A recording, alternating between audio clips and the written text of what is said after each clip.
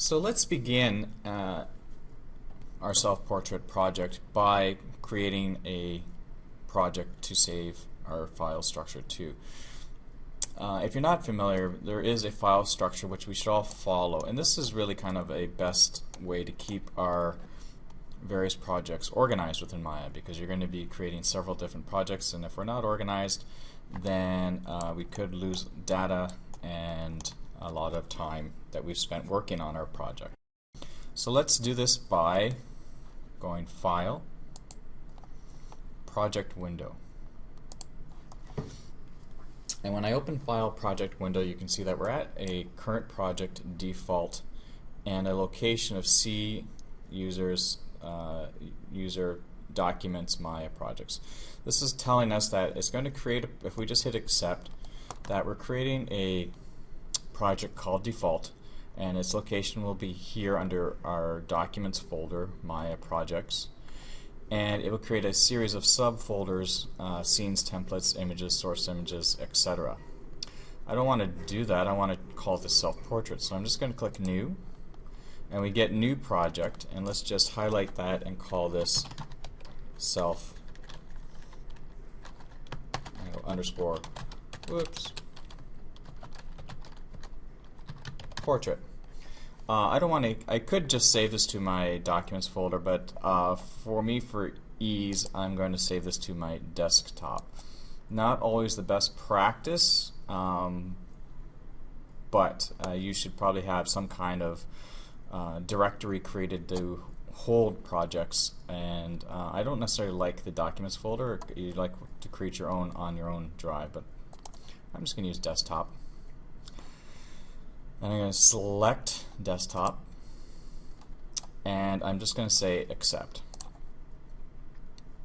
Now if I was to save this, I haven't done anything yet, but if I want to go File, Save Scene As, you can see that we're still under, or that is automatically taken us to my desktop self-portrait scenes. It doesn't always do that. And if we want to make sure that if I was to just go File, Save Scene As, let's just call this SelfPortrait 001. If I just click that and hit Save As, I can see that on my desktop I have a directory called Self-Portrait, and I have a series of the subfolders which I've created. And in my scenes folder is that self-portrait. This is a Maya. If I was to look at the extension, it would be a .mb or Maya binary file. That's great, but if we tried this ourselves and we don't have it saving to that directory, let's set a project. Let's go File, Set Project. And I would just navigate to, so you might be at your documents folder in Maya, maybe, perhaps. You just want to go and navigate back to your desktop. And I like to double click to get into the subfolder structure of that project and hit Set. And that should, if you were to save a project now, that should save you into that scene. Let's we've got this saved, and I think we've got our file structure set and ready to go. I need to create some image planes, and image planes are just something to kind of help us model from if we're not familiar. They're just images that we put in our scene that we use as reference. Hit my spacebar to go to my fore view, and I want to set up an image plane in my front view. If I navigate on top of underneath the shading menu, I have this little icon here. I always call it the battleship. To me it looks like the battleship game. Click on it, it's our image plane, and it takes me to the source images folder by default because I have set my project to desktop self-portraits, and it goes and looks trying to look for an image under source images. So I'm just going to cancel that, and I'm just going to pause for a minute and come back and copy and paste my images there.